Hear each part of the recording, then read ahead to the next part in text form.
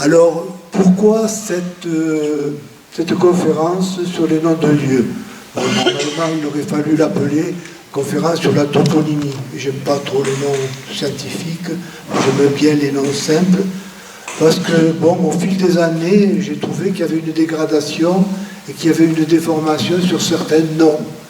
Alors, lorsque j'étais à la mairie, on m'a parlé une fois du chemin blanc et du parking blanc. Alors là, ça a été une énigme pour moi.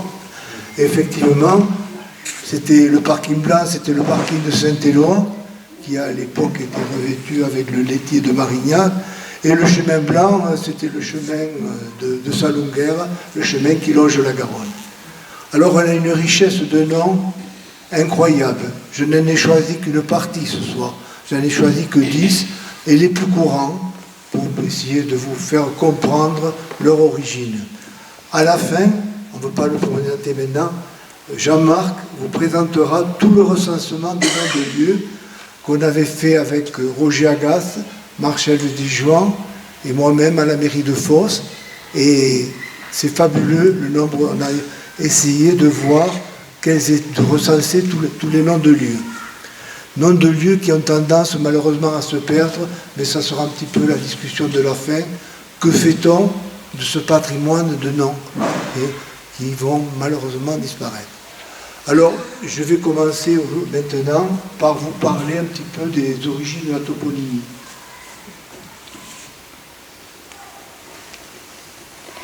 Alors, la toponymie et les noms de lieux, c'est très difficile parce qu'ils ont été énormément déformés. Parce que pendant longtemps, vous le savez, c'était la langue orale. Et lorsqu'on s'est dans les cadastres, dans les compois, le compois c'est le cadastre de 1750, les personnes qui sont venues écrire le nom de lieu n'étaient pas des personnes du village, c'était des gens qui savaient lire et écrire, mais ils ont écrit comme ils entendaient, donc il y a eu d'énormes déformations. Je ne vous cache pas aussi que l'IGN, dans la carte classique de l'IGN, a fait d'énormes déformations, et surtout parfois des erreurs de localisation.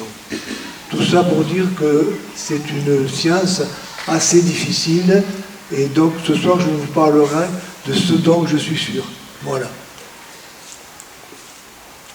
Alors il y a souvent des noms qui sont déformés, parce qu'avec la langue occitane, les prononciations de la langue, de notre langue gasconne, n'est pas la même que la langue française. Alors vous avez l'exemple, bon, j'ai pris classique de Baqueira par exemple. Normalement, Baqueira c'est Vaqueira, mais on prononce le V, se prononce en B, on dit Baqueira. Voilà. Mais on devrait écrire notre station de Vaqueira, mais on prononce Baqueira.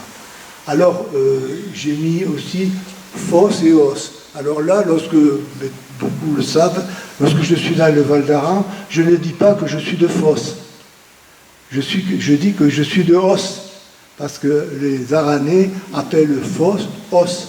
Le F se transformant en H, comme dans fourche, oncle, etc. Voilà. Donc, c'est un petit peu les difficultés quand même parfois de retrouver l'origine des noms. Alors, ce qui est très bien dans ce qu'on va faire ce soir, c'est que ces noms ne sont pas des noms inventés. Lorsque vous êtes à Saint-Gaudens, à Toulouse, n'importe où, vous avez la rue Victor Hugo, je n'ai rien contre Victor Hugo, mais il n'y a pas de présence de Victor Hugo dans ces rues. Alors que lorsqu'on a un nom de lieu, ça correspond à quelque chose de bien défini. C'est pas artificiel. C'est ce qu'on va voir ce soir. Lorsqu'on aura un nom, il correspond vraiment à la topographie, c'est-à-dire peut-être la forme du lieu, parce qu'il y a une plante qui pousse, parce qu'il y a une fleur qui pousse, etc. C'est vraiment, ça correspond à quelque chose de très concret, ou une utilisation concrète. Voilà. Alors, il y en avait une multitude. J'ai sélectionné un petit peu, peut-être arbitrairement, les plus courants, de façon à ne pas trop se disperser. Alors, ce qu'on va vous montrer ce soir, quand on parlera de nom de lieu, on se servira bien sûr de la carte de l'hygiène, la carte classique, des photos, la carte topographique, on peut la regarder. Vous la connaissez?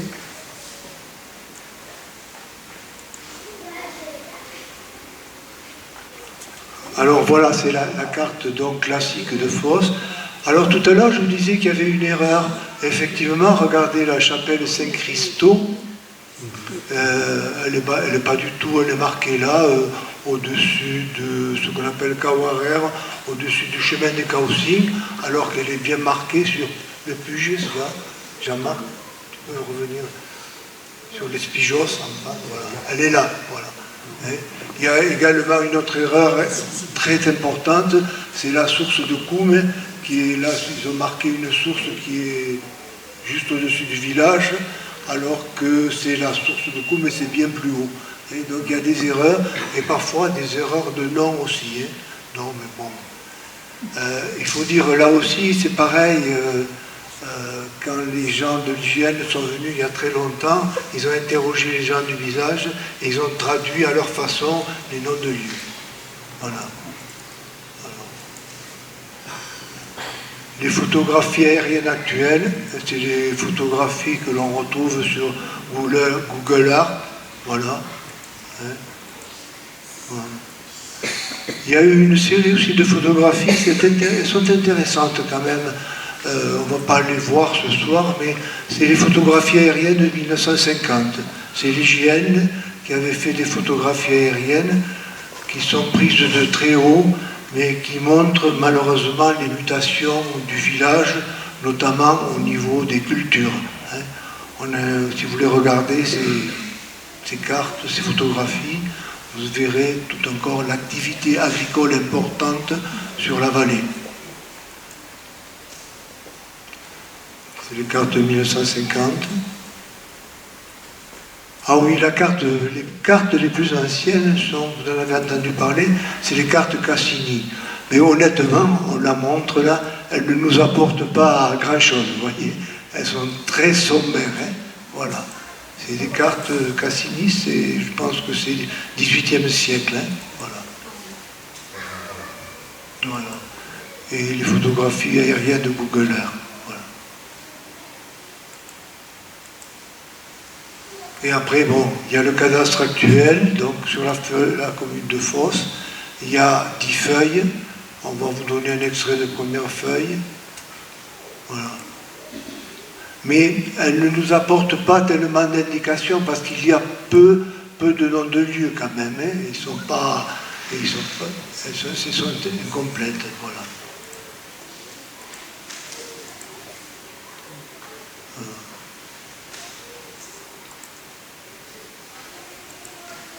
Oui, une petite explication, donc ça peut être intéressant. Ça, c'est le plan d'assemblage du village. Donc, il y a 4 feuilles. C'est ce qu'on appelle la section A. Si vous avez une parcelle de terrain ou une maison, elle débutera forcément, si elle est dans le village, par la lettre A, mettons 480. Pour regarder, voilà. Le secteur là-bas, Tchiaroué, ou alors là, si vous avez des terrains là-bas, ils porteront la lettre B34, B35, etc. C'est du B. Et le secteur Guyane, c'est-à-dire c'est l'autre rive de la Garonne, alors c'est avec la lettre C. Donc avec ces 3 lettres, on peut situer effectivement les parcelles déjà. La date du cadastre napoléonien, je l'ai à mettre. Alors la date du cadastre napoléonien, c'est 1836. Tu as une photographie du cadastre napoléonien? J'en ai une feuille, mais je peux vous montrer. Oui, mais c'est celle du village. Voilà, on va le voir. Alors, un très beau cadastre, très bien conservé, il est en mairie, mais maintenant il est numérisé. Chacun d'entre vous peut y accéder par les archives départementales. Voilà. D'ailleurs, même le nouveau plan cadastral de 1951 porte le nom de plan révisé du plan de 1836. Parce qu'il c'était le premier plan cadastral, d'ailleurs pas spécifique à Fos, mais à toute la France. Voilà. Alors là, on revoit notre chapelle Saint-Christo, qui est bien marquée. Et on va terminer peut-être là avec le plan. Pardon Jean, je voulais montrer quelque chose que je tiens, c'est là la route nationale. Donc sur le cadastre napoléonien, oui.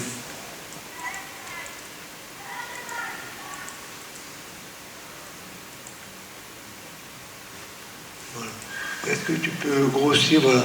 Alors, comme je l'ai fait remarquer quand on a travaillé sur les habitations de notre village, la partie basse du village était très peu urbanisée. Si on part en bleu ici, on a le presbytère, là, voilà, et après si on part du presbytère, voilà. Donc il n'y avait pratiquement pas d'habitation.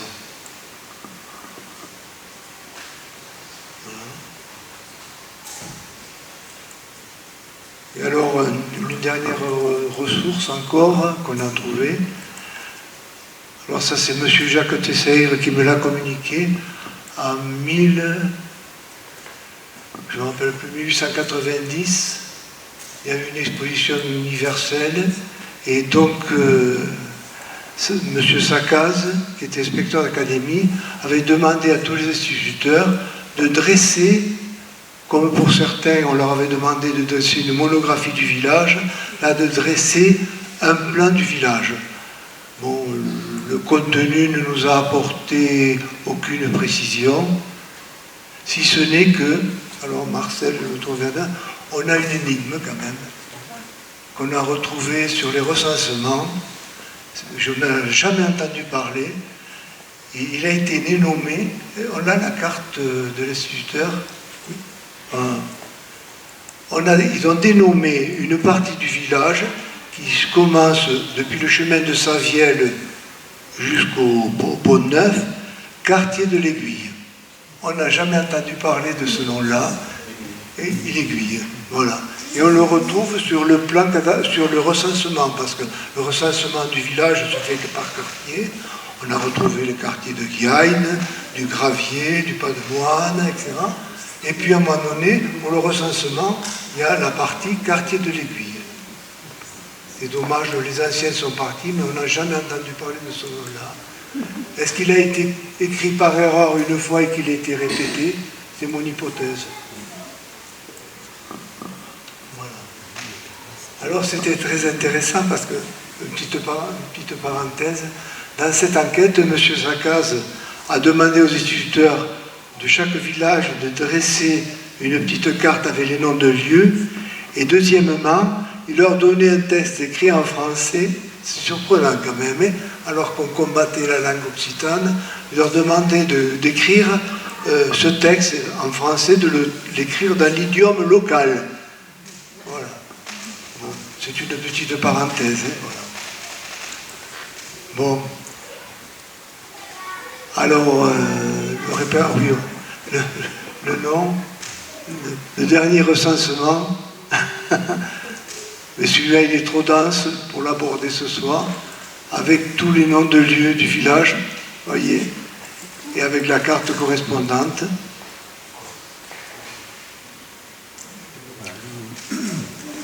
Les chiffres correspondent à des secteurs qui ont été délimités. Chaque secteur, c'était un format A3. Hein, oui. Et donc, le groupe de travail a pointé tous les noms de lieux sur ces... Est-ce que on peut agrandir un peu sur une petite zone? Donc, il y a 3 zones. Et on peut prendre celle-là, par exemple.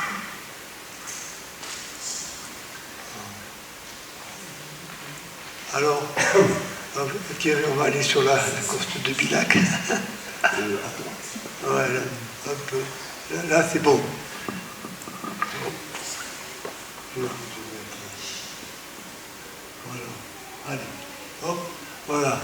Alors là, vous voyez un nom que vous allez connaître parce que, comme je sais que maintenant vous fréquentez pas mal le chemin du Plan d'Arême, la côte de Bilac, c'est la côte qu'on affronte quand on passe sous la déviation et que l'on part vers le Plan d'Arême. Voilà, donc on a gardé vraiment tous les noms, mais je ne vais pas vous encombrer avec tout ça, on va venir à la réalité du sujet.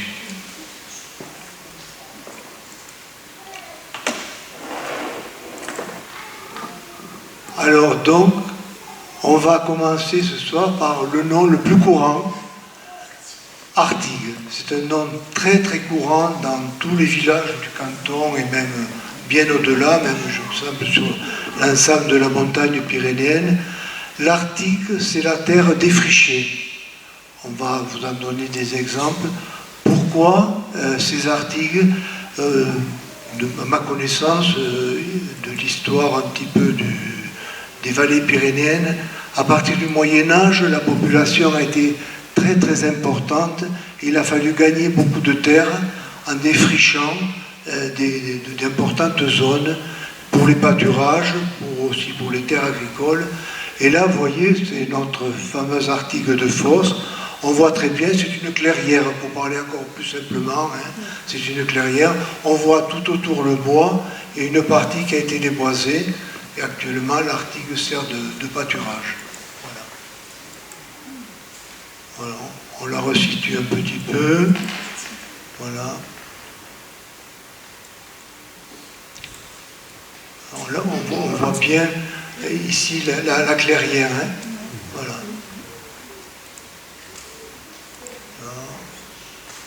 La voilà donc située bien précisément sur la carte IGN.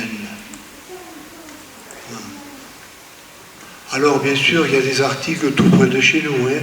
Quand on est sur le Val d'Artigue, à Arlos, là, il y a Artigue, il y a Artigue 100. Là aussi, on regarde la photo, on voit très bien donc, ce qu'est une Artigue, hein, c'est-à-dire une clairière au milieu du bois.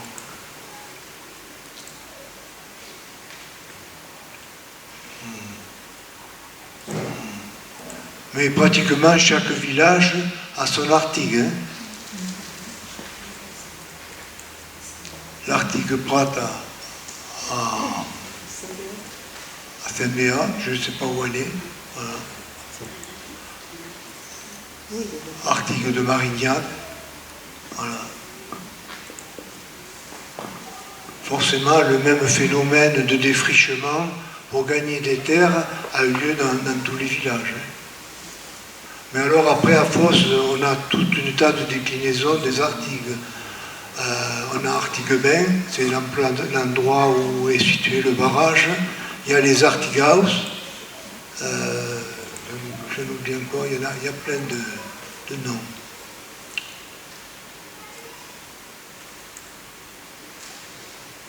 Artighaus, voilà. Ah, j'ai oublié le plus important, c'est sur la plaine ici derrière, c'est la plaine d'Artigue-Mouscan. Voilà. C'est une zone de plaine qui a certainement été récupérée. Voilà. Il y a le village d'Artigue. Artigadelling, alors quand vous allez à Artigadelling, effectivement, là aussi, on est sur une grande clairière, hein, voilà, au milieu des bois. Mais ça, je crois que tout le monde devait connaître à peu près ce mot-là. On va passer au suivant. Alors là, Yerle, là, c'est un peu plus complexe. C'est Yerle ou Gerle. C'est tout simplement une partie, un terrain qui est situé entre le fleuve et le canal d'arrosage. Parce qu'il y avait l'époque, il y avait beaucoup de canaux d'arrosage qui ont malheureusement disparu. Et j'ai choisi de commencer par Saint-Béat. Quand vous êtes à Saint-Béat, vous avez le quartier de la Gerle. Gerle, Yerle, c'est le même mot.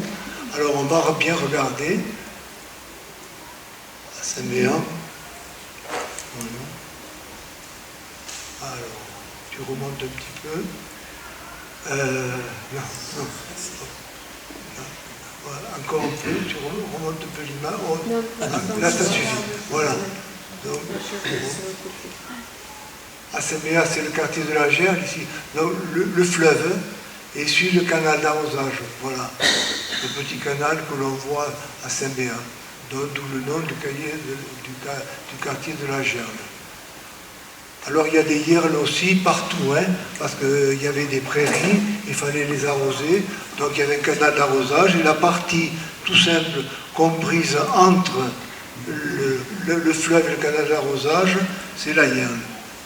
Il y a aussi à Saint-Béat la Gerle, donc on le voit très bien sur le plan napoléonien.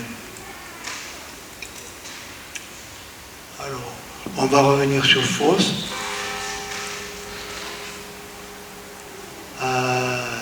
Il y a la Yerle du Plan, parce qu'il y a l'ancien canal du plan d'eau qui a disparu et puis sur la droite le fleuve. Il y a notre nom, la Yerle-Pourcaire, c'est de l'autre côté de la Garonne. Alors là, je n'ai jamais vu le canal d'arrosage, mais je suppose qu'au fil des temps, il a disparu et qu'il devait partir exactement de la gourgue du Sainting pour arroser la prairie. On en a aussi en montagne, les chasseurs qui fréquentent la zone de l'Artigue. Voilà. On a Grange de Yerle-Brac, parce que là, c'est sur le ruisseau du Mouras.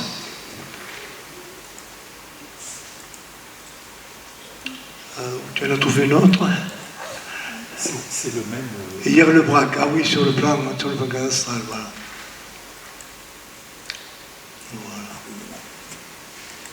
Alors on l'avait trouvé, voilà. Donc on l'avait trouvé, quand on a recensé son nom, Roger nous a donné le nom de la Yerle de Pepe. La Yerle de Pepe, c'est sur le ruisseau du Mouras, et là, une autre Yerle de Blazy, voilà. C'est un nom très, très, très utilisé. Alors sur Saint-Béat, il y en a une autre aussi, où il y avait la première déchetterie du canton, c'était la Gerle de Besançon, ça s'appelait. Voilà. Alors il y a souvent dans les noms de lieux le préfixe ça, qui est l'équivalent d'un article qui veut dire le ou à côté de. Alors on va décortiquer un petit peu tous les noms qui commencent par ça. Alors le plus courant à côté de nous, c'est Sarah Moulin, hein, c'est-à-dire le moulin ou à côté du moulin. Voilà, c'est pour ça qu'il y a ça. Bon, il y en a, on va continuer.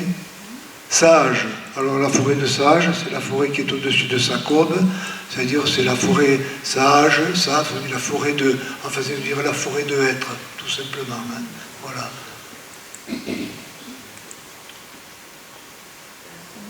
Alors là, j'étais un peu plus satisfait, j'ai retrouvé un petit peu l'origine de Sacobe. Sacobe parce que ça veut dire ça, à côté d'eux, et là, à Caube, c'est un ravin très profond.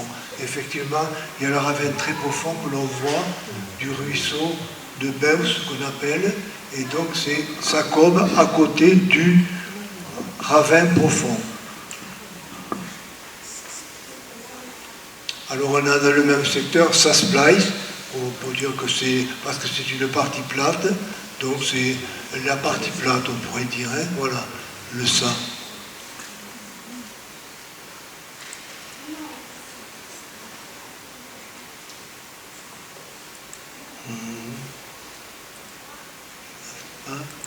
Il y a Sasplace à Saint-Béat.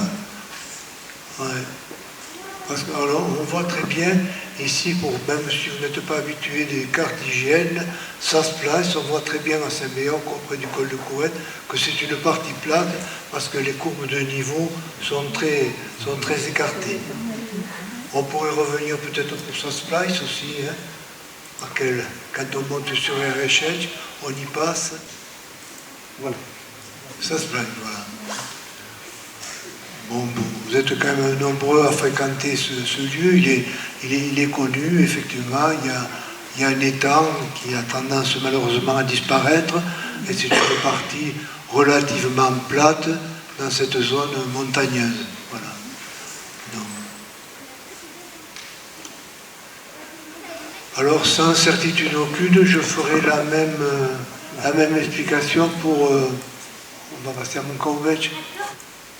Le ruisseau de Montcaubec, pour ceux qui vont chercher des champignons, et les chasseurs qui le connaissent très bien, est un ravin très profond aussi, donc qui correspond à un profil très, très accidenté. Alors là aussi un autre nom, mais les gens du haut du village ont parfois leur maison, la partie la plus haute du village, je le sais, sur le plan cadastral, appartiennent au quartier de Salastre. Alors là, il y a le ça, mais l'astre, je ne suis incapable de vous donner l'explication, mais n'importe que c'est le quartier du Casteras, pour faire simple. Voilà. Ah, alors là, c'est un petit peu ma découverte, par déduction, je me posais la question sur Vous entendez parler des cabanes de Salonterre. Alors Salonterre, ça veut dire à côté de Lonterre, parce qu'il y a deux grosses sources, voilà, qu'on voit très bien ici, et c'est la naissance du ruisseau du Mouras. Mais Unterre, c'est un augmentatif. C'est une fontaine, mais une Unterre, c'est une grosse source. Et ce sont tout simplement les sources du ruisseau du Mouras. Il y a deux bras qui se rejoignent ensuite pour former le ruisseau. Voilà. Et donc la cabane de Salonterre, donc il faut séparer le Sa, Unterre, et avec les déformations bien sûr. Voilà. Mais là, c'est sûr, hein, c'est une confirmation vraiment.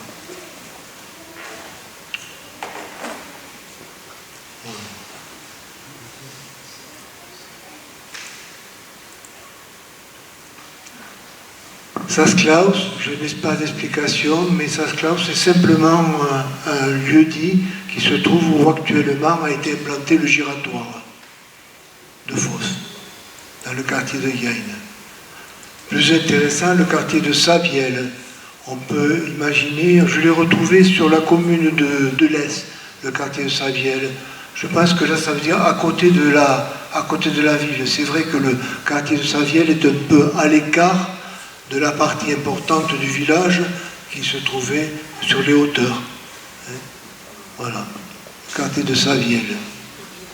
Donc toujours avec le préfixe Sa et Biel, ville. Alors bien sûr, ce préfixe, on le retrouve partout. Sacoste à Mel, au-dessus de la Bac. Sacaubo, c'est en Espagne aussi. Peut-être que vous en avez plein, certainement, en tête.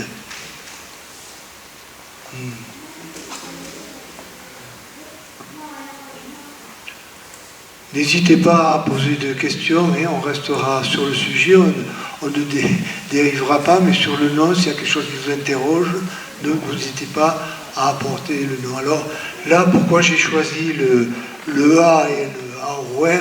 Parce qu'on me dit, mais est-ce qu'on écrit Arouer ou est-ce qu'on écrit Rouer? Sur le plan cadastral, à juste titre, il est écrit Rouer. Mais lorsque tous les mots commençant par R, lorsqu'ils sont prononcés, on met le 1 A. Alors on écrit Rouer, mais on prononce Arouer. L'autre courant dont on me pose la question, c'est le ruisseau de Rimbach. On dit, il s'écrit ruisseau de Rimbach, mais quand on le prononce, on dit Arimbach. Et alors le troisième aussi, qui est quand même très important, un quartier de Fos, enfin un lieu de Fos, c'est ce qui est après la douane, il s'appelle Rouéo. Mais quand on prononce Rouéo, on dit c'est Arouéo. Voilà. C'est une règle de linguistique du gascon. Alors c'est pareil pour Ariouech. Ariouech, alors c'est où il y a le Christ après au début de la route de la route du Plan, où se trouve le Christ. Il y a le ruisseau de Riouech et on prononce Ariouech.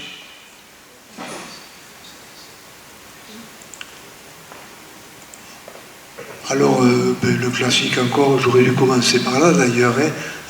Un riou, on dit un ariou. On écrit riou, on le prononce ariou. À Arlos, il y a le riou sec. À Riou sec, c'est le ruisseau qu'on traverse lorsqu'on sort d'Arlos.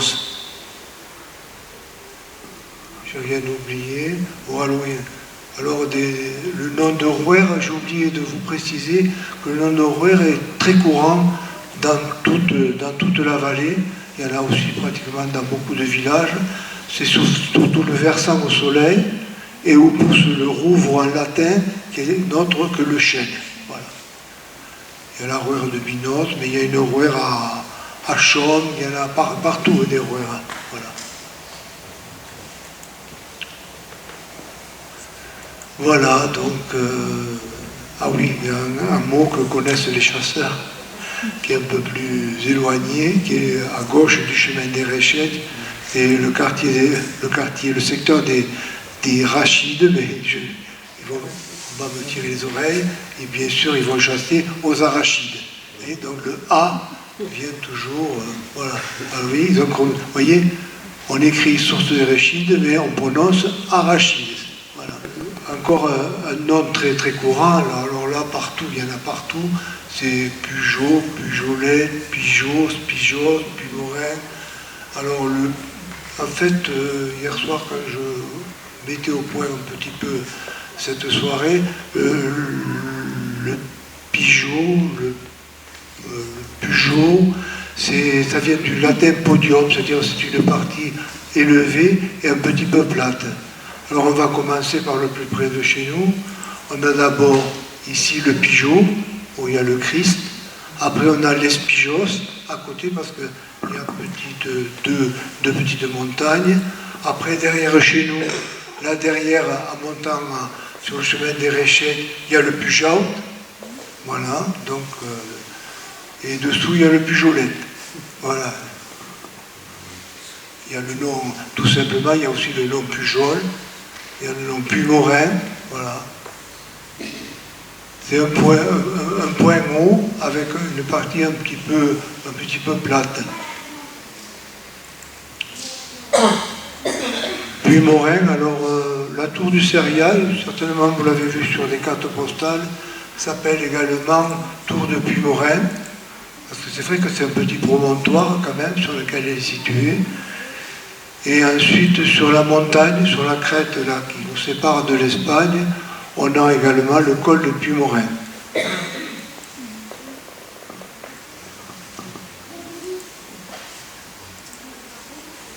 Voilà. Voilà la tour du Cérial, une époque lointaine où la végétation avait moins envahi les lieux. Voilà. C'est dommage. Elle mériterait d'être de nouveau un petit peu déboisée. Hein. Mais elle appartient à la commune de Melle et pas à la commune de Fos. Voilà. Et pour la petite histoire, la commune de Fos commence juste après le giratoire.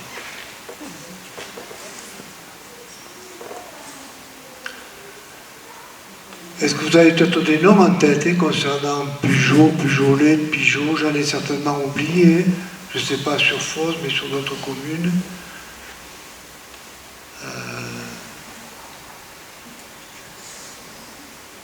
Comment ils ont appelé sur la carte hygiène? Puges. Ils ont mis, je crois. Ouais. Oui, Puges, oui. Pour nous, à Fos, on dit la colline qui est là, on l'appelle l'Espijos, Espijos, au pluriel.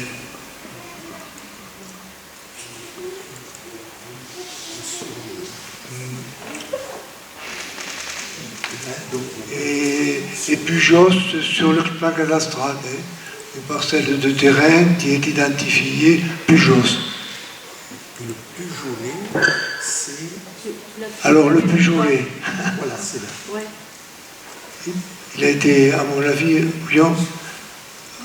Pour moi, le Pujolet, voyons s'il y a des fausses là, à mon avis, il est mal placé. Moi, le Pujolet, moi, je ne le verrai pas là. Le Pujolet, je le verrai ce qu'on appelle sur le chemin du Plan d'Arrêt maintenant, où il y a le bénitier.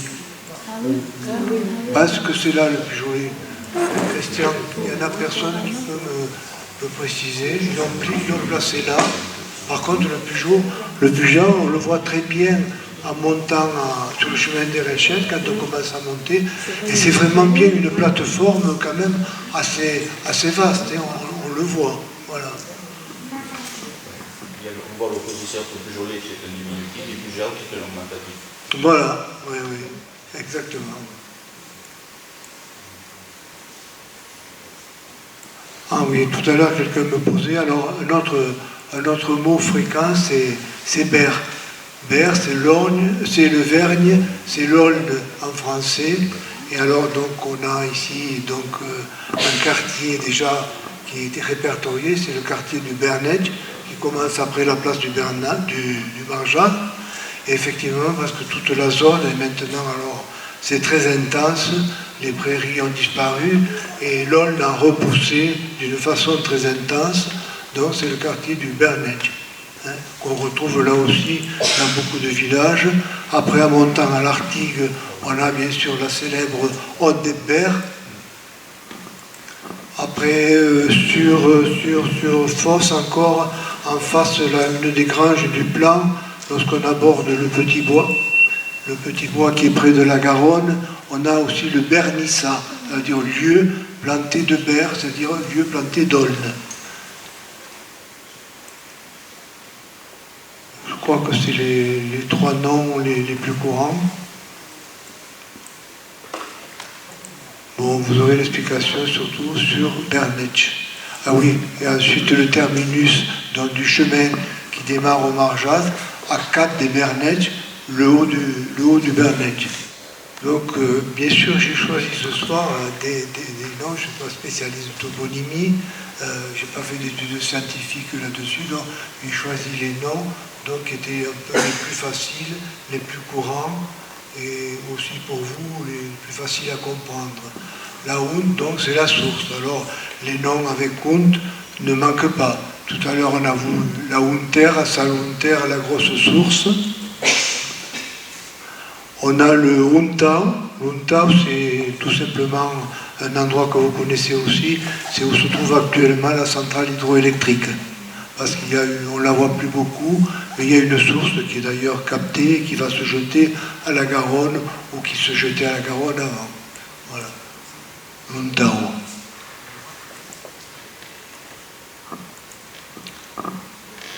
Donc, je vous ai parlé tout à l'heure de Salunterre.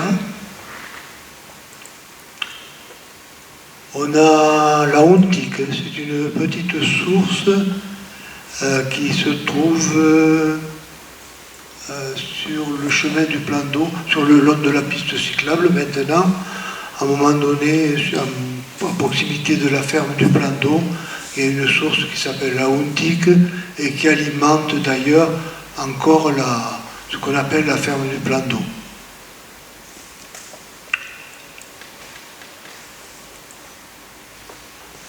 Bien sûr, la Haute des Berres, voilà, sur le chemin de l'Artigue.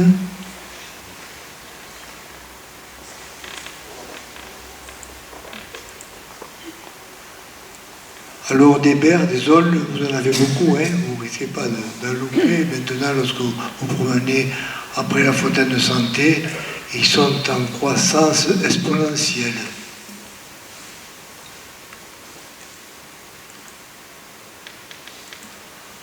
Ah oui, alors un autre terme très très courant, c'est le terme de l'abatch. On a l'abatch de Melle, bien sûr, mais sur Fosse aussi, on a l'abatch, c'est le bas du ruisseau du Mouras.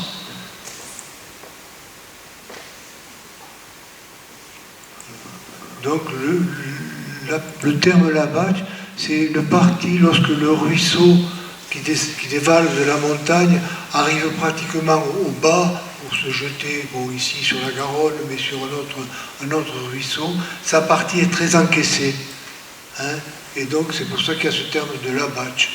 Hein. Alors le ruisseau, par exemple, d'Arlos aussi, que l'on traverse quand on quitte Fosse, c'est également le ruisseau de l'abatch. Et c'est un ruisseau aussi qui est très encaissé, très accidenté.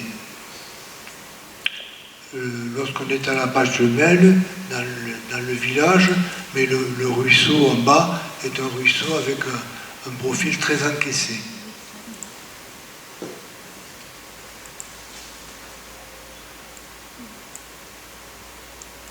La bâche. Hein.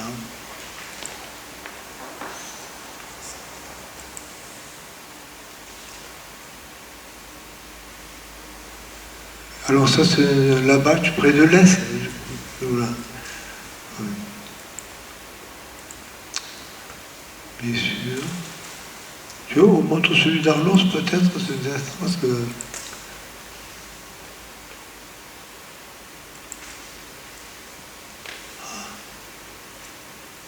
Donc, dès que la vallée un petit peu se rétrécit et vraiment s'encaisse, ça porte le nom de la bâche. Donc vous allez être déçus, mais effectivement, tous les noms de lieux dont on a parlé ce soir sont des noms communs. mais qui sont facilement identifiables parce qu'ils correspondent à quelque chose de bien, à un lieu bien précis, à une toponymie bien précise.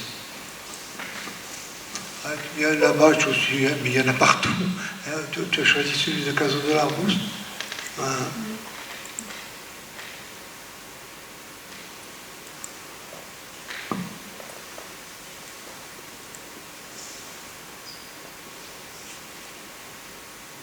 Grage de la Bâche.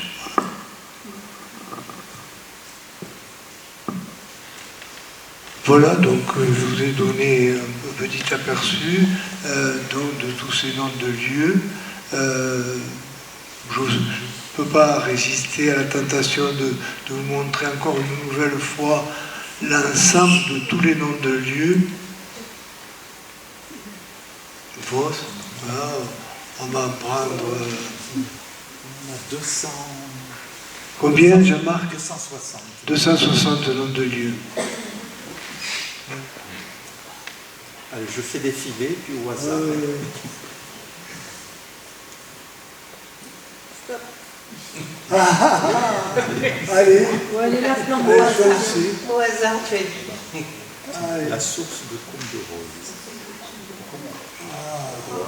F6. Alors là, je ne la connais pas. Hein. F6. Et F6. Alors, F6. Est-ce que ce ne serait pas la source de Luntao? Non? Il a pas là.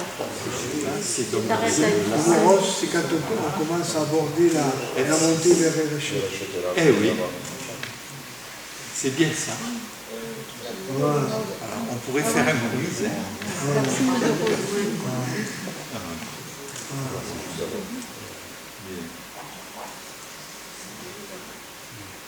Après, des fois, pardon, il y a des mots, des noms qui sont créés, c'est ce que me disait tout à l'heure Christian Cazeneuve.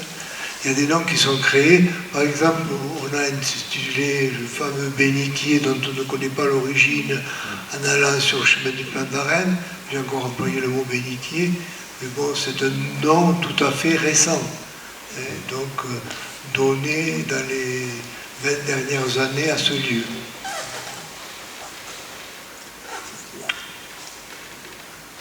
Le mail. La vigne de Cademaille. Alors la vigne de Cademaille, c'est un lieu précis, c'est à Coumès. Hein, donc on va y arriver, c'est sur le haut du village, bien sûr. Qu'est-ce que c'est un mail? Un mail, c'est un rocher. Mais c'est parce que la famille habite au bout d'un rocher. Ghislaine habite au bout d'un rocher. Elle ne manque pas de se dénommer Ghislaine de Cademaille.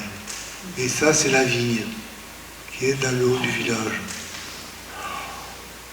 On a fait un recensement vraiment très très complet.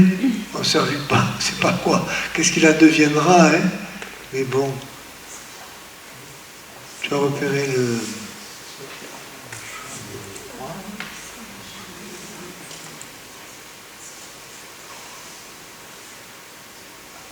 Est-ce qu'il y a des lieux dits en rapport avec la vigne? Avec la vigne, oui. Tu sais qu'il y avait des vignes. De la vigne, voilà. Bonne question. Alors, il y a tout simplement, avec la vigne, il y a le pré qui est pas loin de chez nous, là, où habite Bernard Simon, et à côté, qu'on appelle le Bignan. Ah oui. Donc, on passe...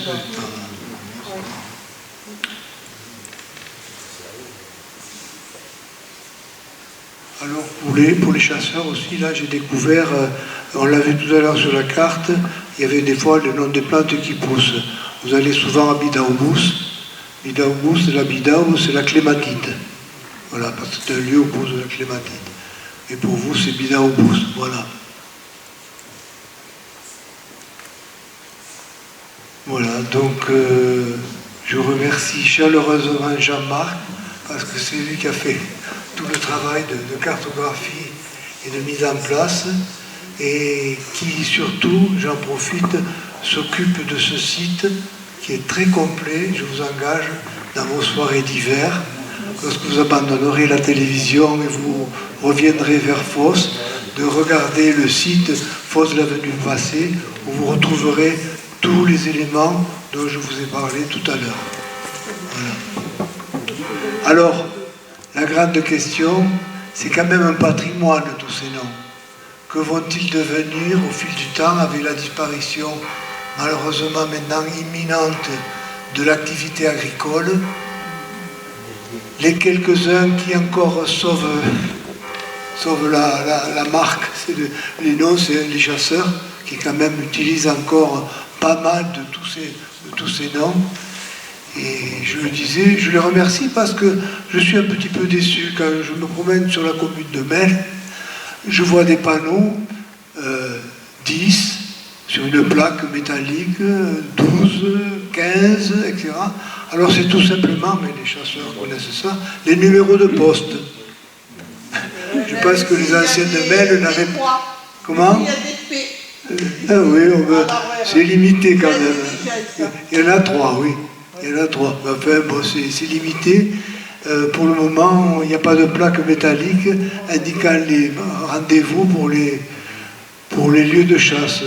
Or, je pense que quand vous donnez les consignes à Fosse, vous utilisez quand même encore va te poster à la ville de Cademaille, va te poster au Melletch, va te poster à Tragy 2, etc. Donc c'est encore une utilisation des noms de lieux tels qu'ils avaient lieu avant. Voilà. Donc c'est vrai que l'avantage c'est certainement peut-être de les identifier avec des panneaux. Hein. Moi personnellement, lorsque j'étais à la mairie, c'est ce qui m'avait conduit à faire les panneaux parce que vraiment je reviens encore sur le chemin blanc et le parking blanc alors qu'il y avait des noms bien spécifiques à sauver. Voilà. Alors peut-être que vous avez des questions que je n'ai pas abordées ou des interrogations hein, sur des noms de lieux. Mais il y en a beaucoup qui restent inconnus. Hein.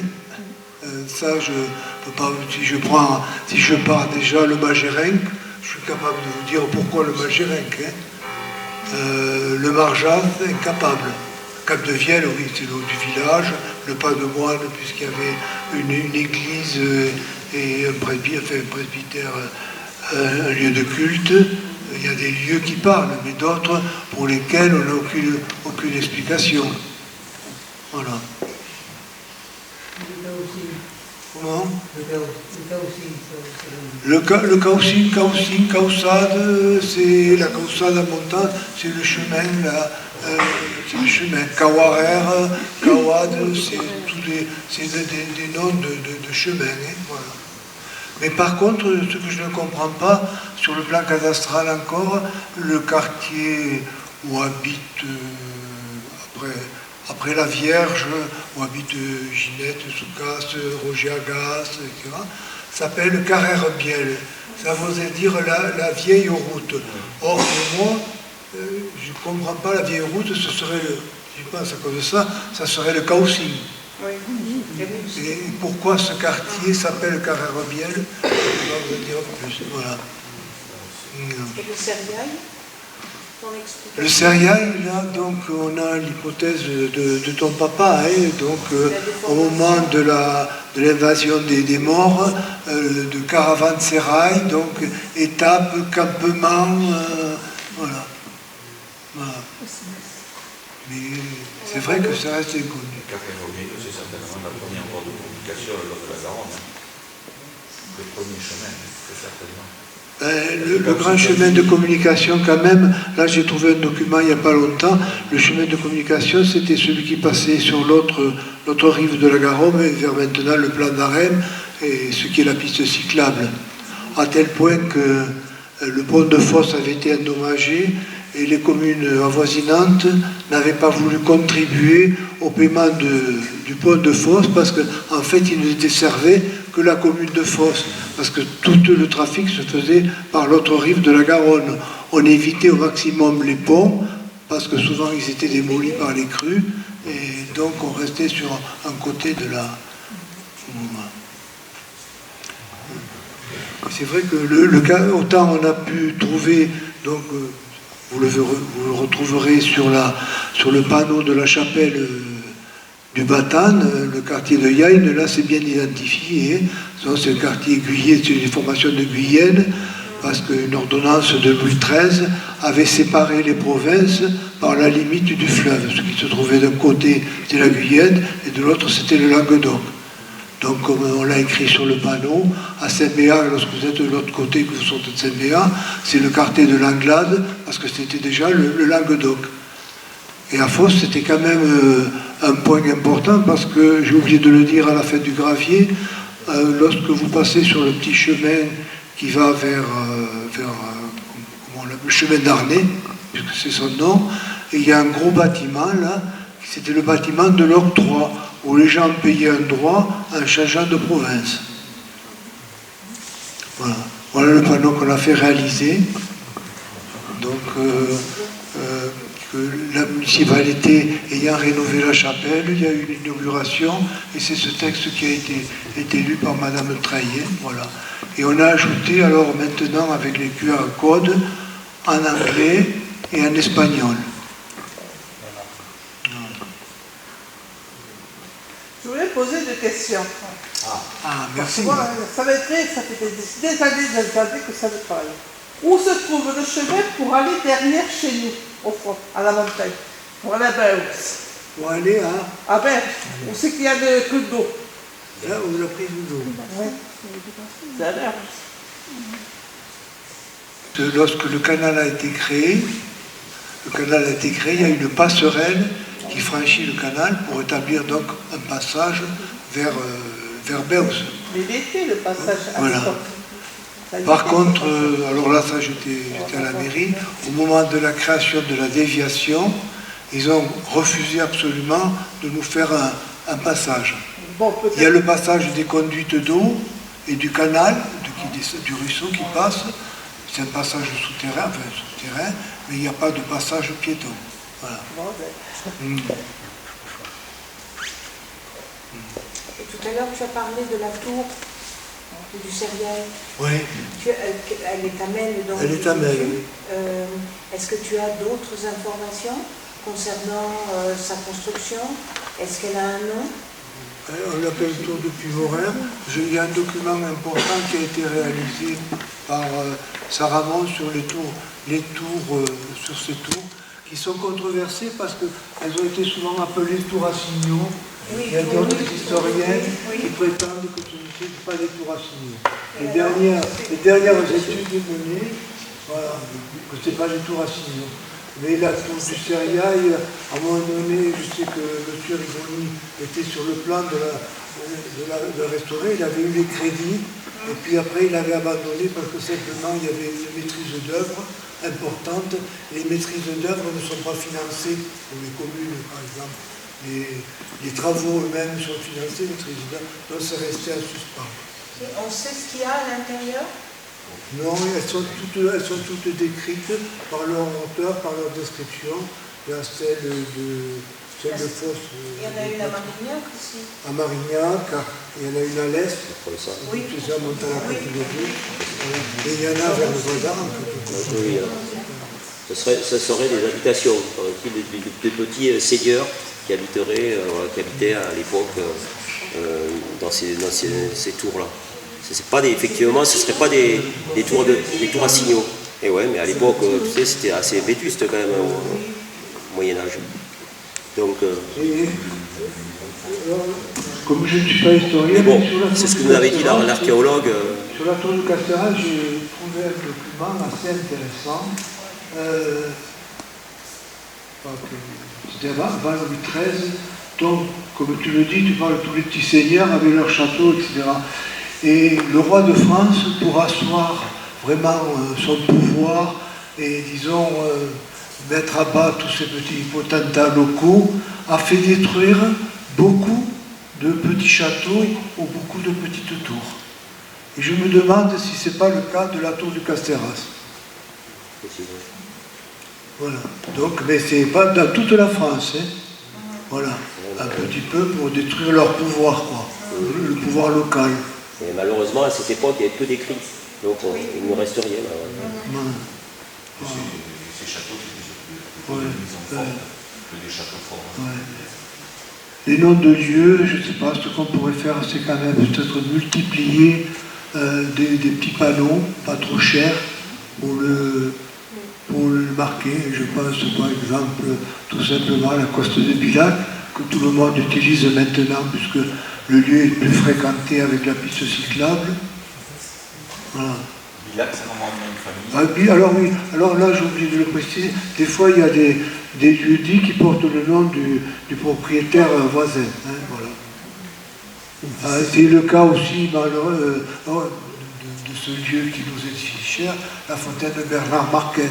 Hein, voilà, donc elle porte le nom du propriétaire des lieux.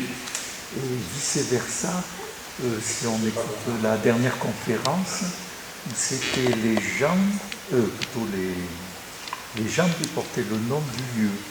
Oui, C'est c'est sûr. Voilà.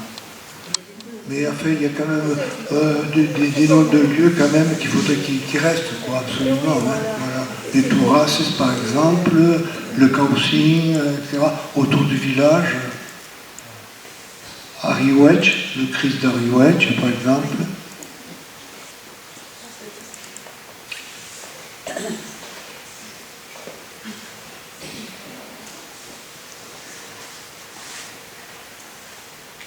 Voilà, je ne sais pas, peut-être que vous avez d'autres questions, mais on peut...